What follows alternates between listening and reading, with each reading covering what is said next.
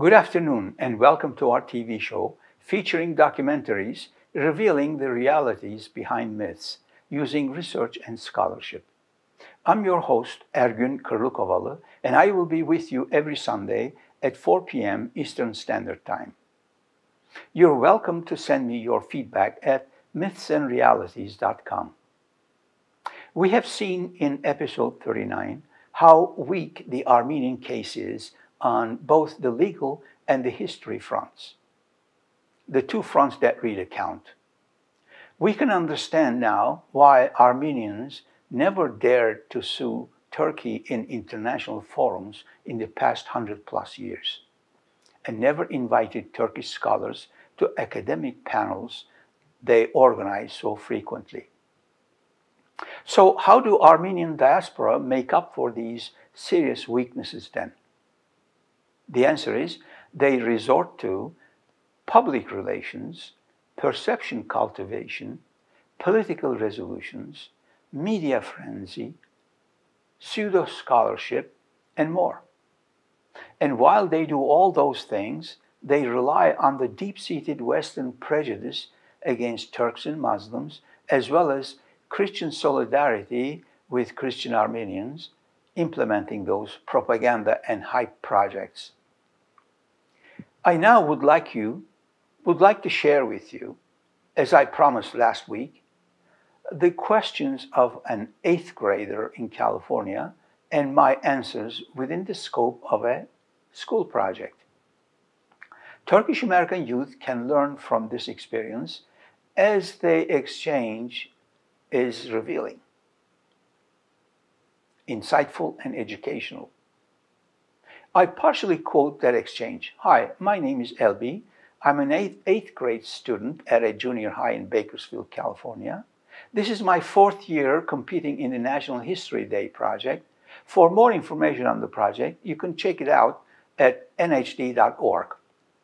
Every year, a new theme is chosen. This year, the theme is exploration, encounter, and exchange in history. I've chosen to research the violent encounters of 1915. Question: can you tell me how you feel my topic fits into this year's theme? Answer: your topic fits the theme well as you explore the subject of 1915 Turkish-Armenian conflict. Then you encounter people like me who are the direct products of that conflict on the Turkish side. And then you exchange thoughts and comments as we're doing now, all to better understand the scope and depth of a tragic matter. Question: how are the events of 1915 significant? Answer: the events of 1915 in relation to the Turkish-Armenian conflict is significant because the Armenian side continues today to wage a global propaganda war against Turks, unfairly and unethically misrepresenting history, blaming Turks for all their ills, and deliberately defaming Turks in the process, even after 100 years. This Armenian policy of basing all Armenian aspirations for the future on persistently cultivating hatred for all things Turkish manifests itself as deep Armenian hostility towards Turks and Turkey today. Armenians are using 1915 events to create tension between the countries of Armenia and Turkey. Question: I've been told using the term genocide inaccurately describes the events. Can you give me your perspective on that? Answer: international law says it is no genocide. The UN Convention of 1948 on prevention and punishment of the crime of genocide provides the definition of genocide and stipulates that 1. Genocide charges can only be litigated at a competent tribunal. 2. Which shall follow the due process. 3. To prove intent to destroy. Now, none of these were done in the case of Turkish-Armenian conflict, and no court verdict exists saying it is genocide. To call it one anyway would be defrauding the unsuspecting public. In a landmark decision, the highest court in Europe, the European Court of Human Rights, supported the above position in its 2013 verdict that, I quote, The existence of a genocide, which was a precisely defined legal concept, was not easy to prove. Judges doubted that there could be a general consensus on the genocide claim, given that the historical research was, by definition, open to discussion and a matter of debate, without necessarily giving rise to final conclusions or to the assertion of objective and absolute truths, unquote. Thus, the ECHR created in 2013 a legal precedent of inadmissibility of any comparison between the Holocaust and the Armenian claims. ECHR said Armenian claim lacks what Holocaust clearly has: A, a concrete historical fact, B, clear legal basis, and C, existence of the acts that had been found by an international court to be clearly established. How can you be so sure that 1915 is genocide? This simple question was asked by a presiding judge at the European Court of Human Rights to the lawyers of the Armenian side. Sums it all up, doesn't it? After all, the Jewish Holocaust verdict is backed up by Nuremberg Tribunal. Where is the Armenian Nuremberg? Where is the court verdict that says 1915 is genocide? Don't waste your time looking for it, as it does not exist. All we have are discredited claims of biased articles and editorials and persistent intimidation, even terrorism, and PR gimmicks like films, exhibits, memorials, and similar embellishments produced by the Armenians and their supporters. But no concrete facts. Nothing that can stand the scrutiny of a courtroom. Armenians appealed this ECHR decision to the highest chamber, the ECHR Grand Chamber, and argued their case again, hoping to overturn the previous ECHR lower court decision. To the disappointment and embarrassment of the Armenians, ECHR reaffirmed the lower court decision on October 15, 2015, saying that Armenian genocide is an opinion, not a fact, like the Holocaust. Therefore, the ECHR ruled, rejecting Armenian claims of genocide is not a hate speech like Armenians want you to believe, but exercise of free speech. Free speech. This verdict is final and cannot be appealed anymore. Armenian genocide is a claim, an opinion, a belief, but not a fact. Here you have the complete story on why using the term genocide is wrong and misleads the unsuspecting public. In all honesty and truth, one should use the qualifier alleged before genocide. It is acceptable to say the alleged genocide, as it is a long discredited political claim, not a court-proven, irrefutable fact. Question: why do you believe Turkey refuses to acknowledge these events as genocide?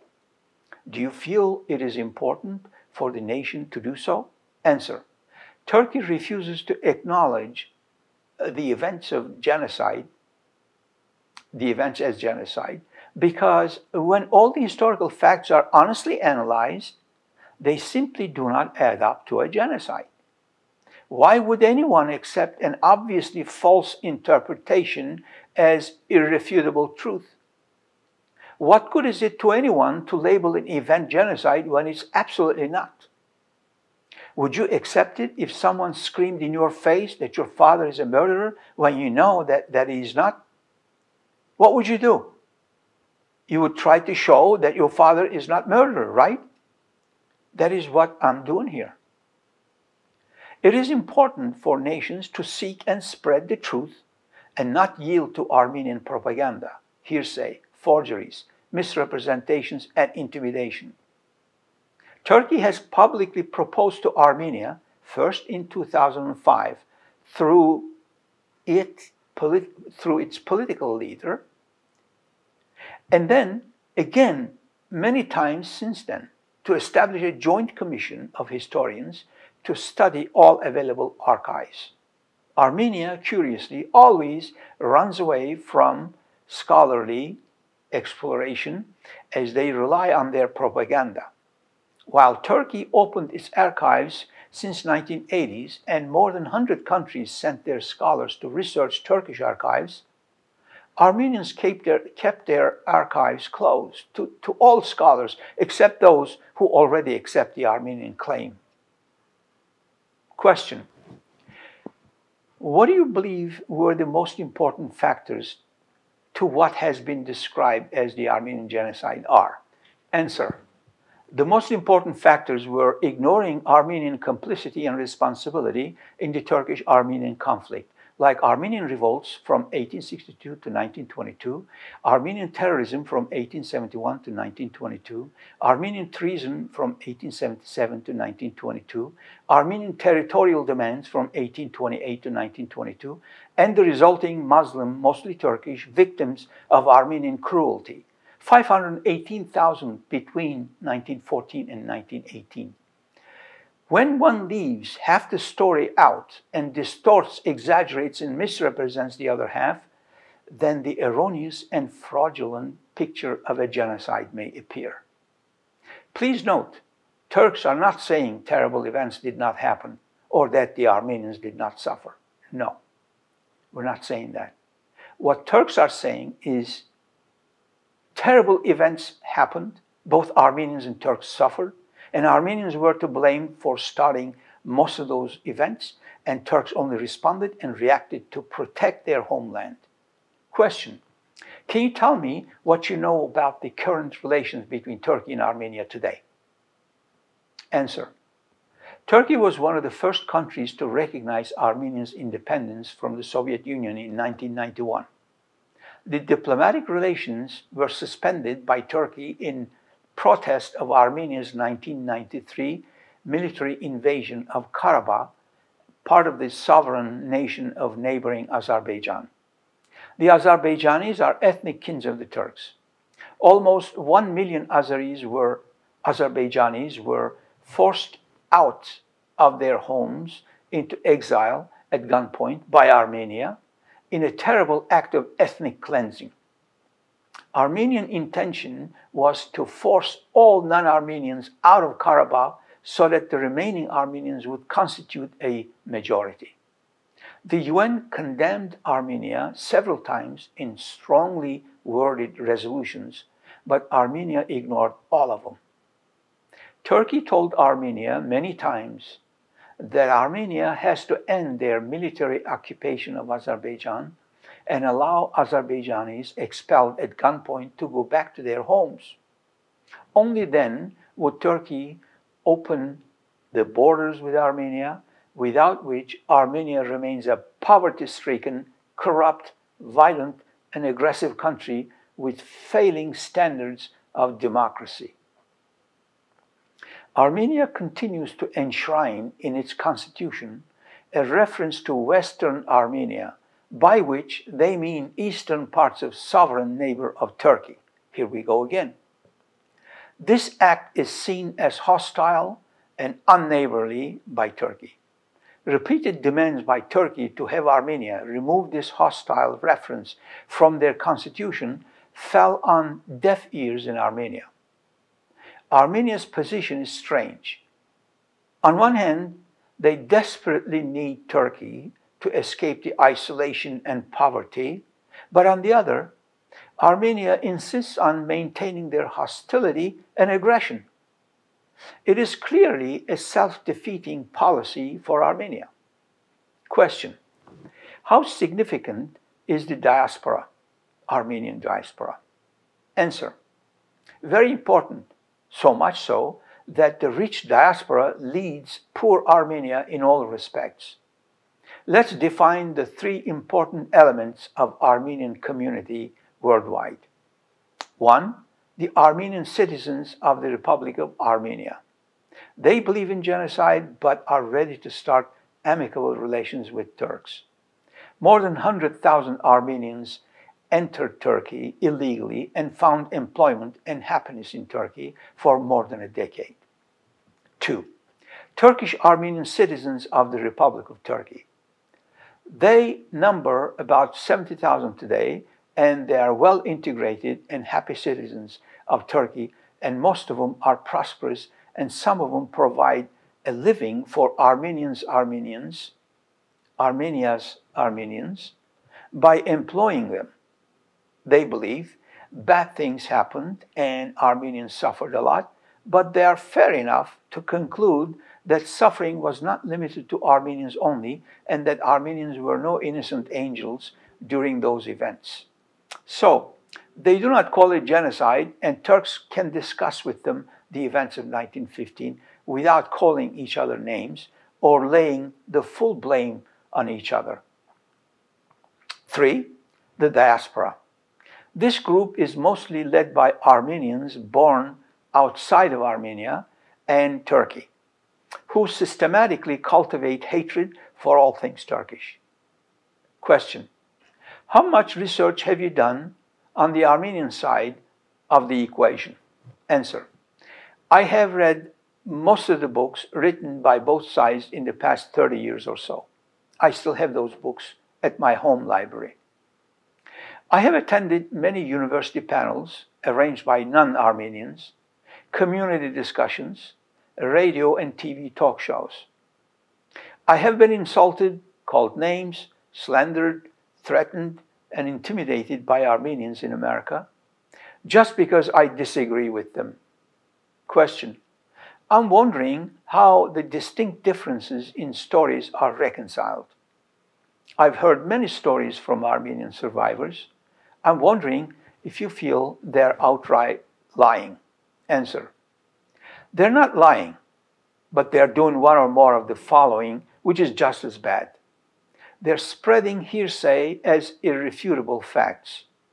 They're relying on forgeries as facts. They're exaggerating numbers of Armenian casualties. They're dismissing Turkish casualties caused by Armenians. They're ignoring Armenian revolts. They're ignoring and rejecting Armenian treason. They're forgetting Armenian terrorism. They're disregarding Turkish suffering, for example, my family's story. Whenever I talk about my family's tragedy, Armenians in the cyberspace either refuse to listen or ridicule my pain.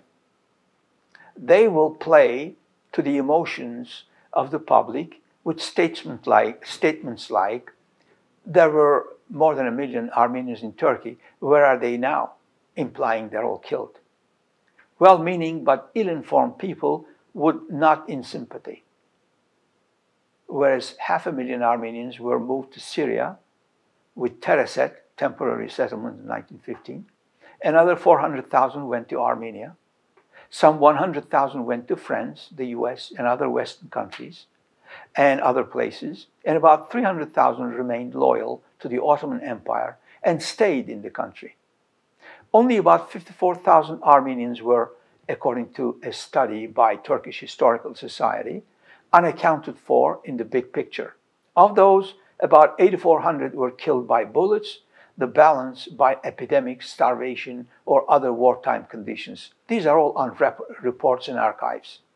So it is not like Armenians vanished, poof, or the Turks killed them all in one day.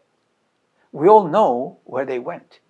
Where do you think today's Armenians in your neck of the woods came from? Question: do you know of anyone that would be willing to speak with me about my project? Personal stories are very important to my research. So if you can think of anyone that could possibly help me, that would be great. Answer: I would be willing to talk to you about my family's tragedy. The chairman of the board of trustees of ATAA would also love to speak to you. Question: I would love to meet more families of survivors. Answer: I'm sure we can find some more if we do the research. Question: I also need to connect with people from the opposing side in order to have a well-balanced research project. Answer: I agree with you on that. Question: can you suggest any reading materials or documentaries? Answer: yes, of course. Film. Start with this: The Armenian Revolt, 1894 1920. It's on, in YouTube. Then these short videos from NBC News, Los Angeles.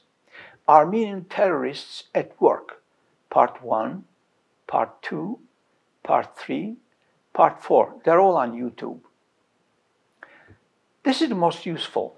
The reference library of ATAA, the Assembly of Turkish-American Associations, an umbrella association established in Washington, D.C. in 1979. And this is also very good. tallarmeniantale.com. And here is a list of selected bibliography on the Armenian question. John Dewey, The Turkish Tragedy, The New Republic, Volume 40, November 12, 1928. Edward J. Erickson, Ottomans and Armenians, A Study in Counterinsurgency, Palgrave Macmillan, New York, 2013. Eric Feigl, Myth of Terror, Armenian Extremism, Its Causes and Its Historical Context. Edition, Zeitgeschichte, Salzburg, 1986. Esat Uras, The Armenians in History and the Armenian Question, ISBN number 975-7555-002, Documentary Publications, Ankara, 1988. Michael Gunter, Pursuing the Just Cause of Their People, A Study of Contemporary Armenian Terrorism, Greenwood Press, New York, 1986.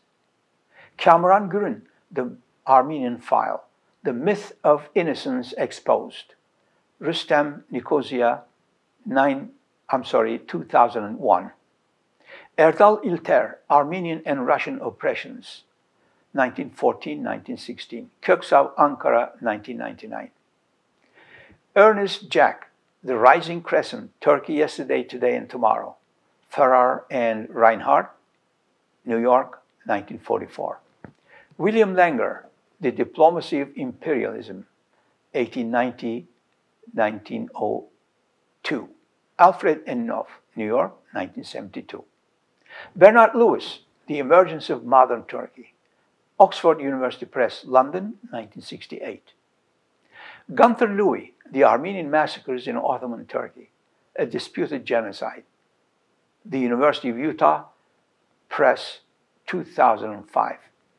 Heath Laurie, The Story Behind Ambassador Morgenthau's Story, the ISIS Press, 1990. Andrew Mango, Ataturk, The Biography of the Founder of Modern Turkey, the Overlook Press, New York, 1999. Justin McCarthy, Death and Exile, the Ethnic Cleansing of Ottoman Muslims, 1821-1922. Darwin Press, Princeton, 1995. Justin McCarthy, Muslims and Minorities, New York, 1983. Justin McCarthy, The Ottoman Peoples and the End of the Empire, Oxford University Press, New York, 2001. Justin McCarthy, The Armenian Rebellion at Van, the University of Utah Press, 2006. Shinasi Orel and Süreyya Yüce, The Talat Pasha Telegrams, Historical Fact or Armenian Fiction, Rustem and Brother, Nicosia, 1986. K.S. Papazian, Patriotism Perverted, Boston, Baikar Press, 1934. Samuel A. Weems, Armenia, Secrets of a Christian Terrorist State, St. John Press, Dallas, 2002. Ahmet Emin Yalman, Turkey in the World War, New Haven, Connecticut, Yale University Press, 1930. In the next episode, I would like to share with you why the clock does not start in 1915. Thank you for joining me, and see you next week.